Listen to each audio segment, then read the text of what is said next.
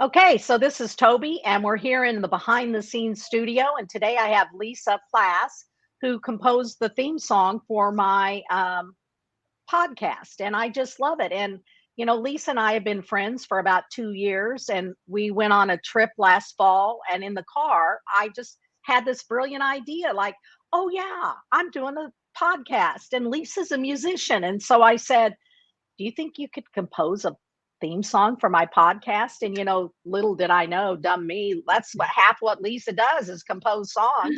So of course she could do it. And she asked me, what's my favorite song? And it was like, oh, I love Piano Man because I just love the lyrics, but it's not so much the music, it's the lyrics. And I love Bohemian Rhapsody just because it's such a mishmash of stuff. And she said, okay, I got what I need to work on. And so off she went. And so, Lisa, tell us a little bit about what that process is to bring a song to life like that. Well, it is painful at times because you have so many thoughts in your head, and the idea is a lot of the time when I'm doing something is for myself because something I need to perform or something I'm arranging. But when someone asks me, I'm like, oh, the pressure's on now. I got to really make sure they like this. Mm-hmm. So I took your suggestions, and it was funny. I came back, from our trip and pulled out both songs, started kind of dissecting them, looking at them, listening to them and saying, okay, I get an idea of the songs that she likes and looking at the chord structure. But then I came up with a couple different things. I was thinking of something more ethereal in the beginning, like fairies and forests. And like adventurous, and I was like, nah, that I'm just not feeling it, but I have them. I wrote like 6 different fairies and a forest type of jingles. And then at one time, one of our conversations after, you had said, I love the Harry Potter themes, and there's something about it. And I was like, oh, okay, I could get into Harry Potter. So I started listening to some of those symphonies, and then I came up with, I think, 2 or 3 jingles that are more orchestral in nature. And, but again, I was like, I listened to them and I'm like, man, I'm not feeling it. I'm still not feeling it. And then one day driving to the studio, all of a sudden this bass line just popped into my head. And it's because I had been listening to thousands and thousands of songs for inspiration, just to give me some ideas, because that's usually my process when I'm picking something. And the bass line came into my head. I literally pulled over so I could, sing it into the phone so I wouldn't forget by the time I got to the studio, because that would happen because, I'm shopping, what am I cooking for dinner? And I'd be like, damn it, I forgot the line. Yes. So I pulled over, sang it into my phone, got to the studio, wrote the whole thing out, then went to the piano, started working out chord progressions. Then I met up with my guitar teacher. He's amazing, Tony. And I said, here's the bass line. This is what I got going. I want this groove. And he's like, okay, you want it on electric or acoustic? I was like, let's do both and let's try it, And then he calls me. He's like, hey, I got this fantastic app on my phone. It's called Drum Genius, and it gives you any drum line. I was like, any drum line? He's like, I'm telling you, any drum line. So we started going through. And he's like, what are you looking for? So I started doing a drum line. I was like singing it to him over the phone. I was like, this is the feel. This is what I want. He's like, got it. He's like, all right, give me 10 minutes. And so like literally 12 minutes later, I get an email with the acoustic version and the electric bass. And then he calls me. He's like, all right, listen to both of them. But I'm not biased, but I'm telling you, I think you're going to like the upright bass better. And I said, okay. And so I listened to both and I called him right back. I was like, yep, upright bass it is. I didn't know that was an upright bass. That is one of my most favorite instruments. Yeah. I love upright bass. Yes. And that's why I'm so excited. Yeah. Well, that's one of the reasons I knew that you did. But, because it was funny. He was like, see what you think about the electric. I was like, nope. I said, it has to be, the upright, because we were going for more of the traditional.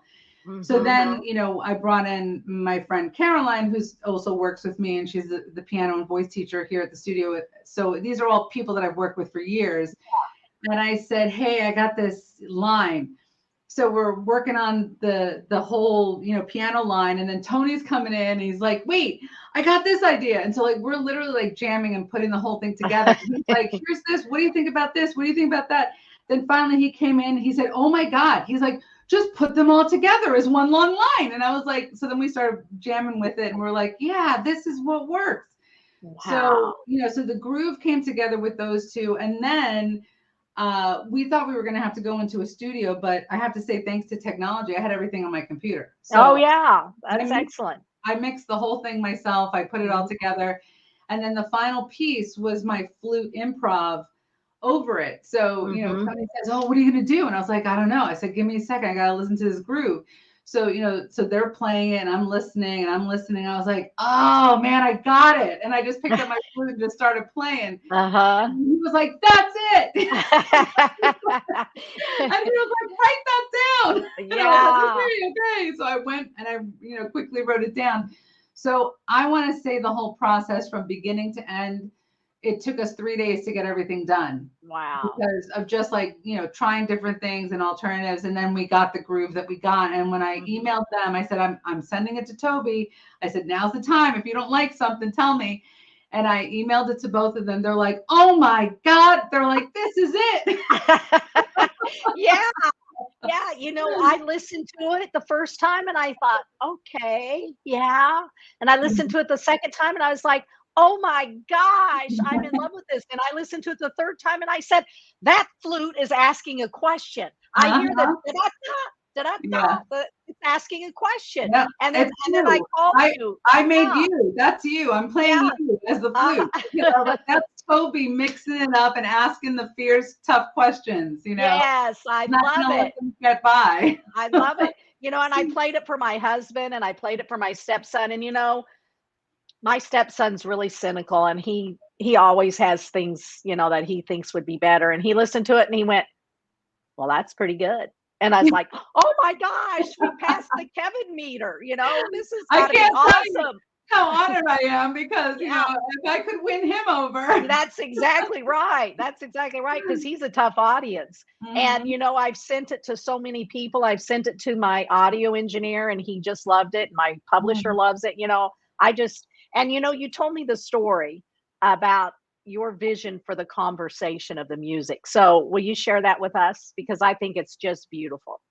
Yeah, because it's like it's as if you have your guest that's coming in, and they think, all right, we're just going to keep it light and breezy, so Uh that's like huh. the baseline that comes in, and then it's like it's maybe like your producer who's the piano saying, okay, just have a seat, we're going to get you some water, sit Hmm. tight, we're going to have a really nice conversation, and then you just come in and say, oh no, that's not it. I'm here to ask you the tough question. You thought this was going to be easy? Put your big girl pants on. We're ready to go. Right. That's the Right. idea behind it. Uh huh. So you shake it up, and it's like through the course of the whole flute line, then she comes in with the bass and the piano at the end because you've gotten them to, reveal their mess, but then you bring it all together and I show love how it. it helps, at the Yeah. end. So you Uh all are huh. working together at the end. I just love it. That is just beautiful. Wow. I am so honored to be